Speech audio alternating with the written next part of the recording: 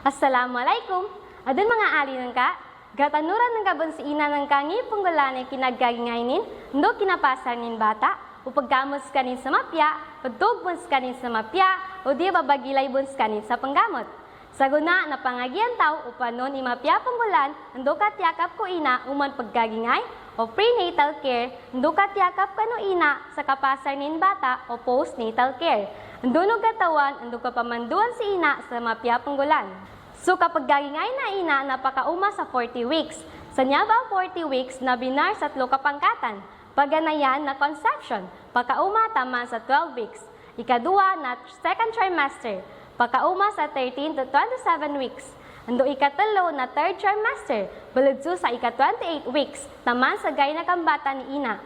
Sa niyabagang gula kapag gagingay, na marataligataman na mga ina, ang mapasang o ged na adan mga prenatal care, paganayan adeta panggula na magingay sa una na dipans kanin pakambata. Mga galbakan adeta panggula na magingay sa una na dipans kanin pakambata.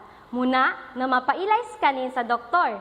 Andunin katawan, andugatangkan sa mga sakit ang makwanawata andu su ina sa gay na kapag gagingay nin.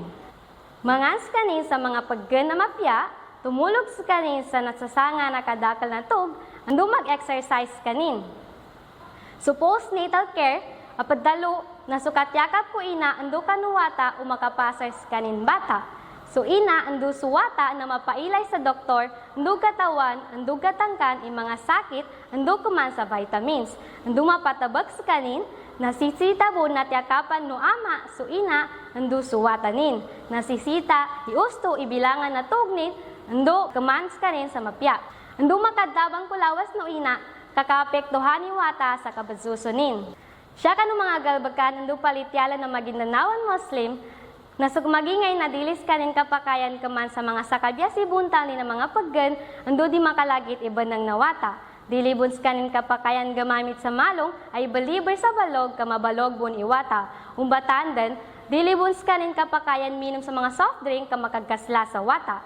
Siya kanong mga magindanawan na sumagingay na babalakat sa tiyan kanong walyan kaandu mapya ikalyo na wata.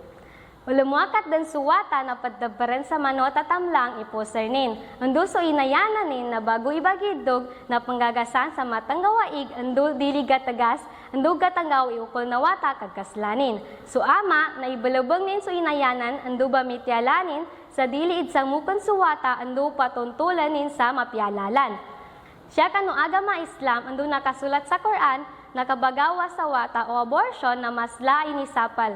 Kama nakabumbagi matay sa tao. So kabagi matay sa tao, na apya dapon makagamaw ang mga wata na inisapal buni kay matay nun. Apya niyanin pan sa bapa na idalakuta, o ged na sukabagawa sa wata sa agama Islam, nakapakayan bun unyanin sa bapa nakabagawa sa wata, igapasangan so ina, anduadan sakit na wata sa tiyan na magandan makasurvive.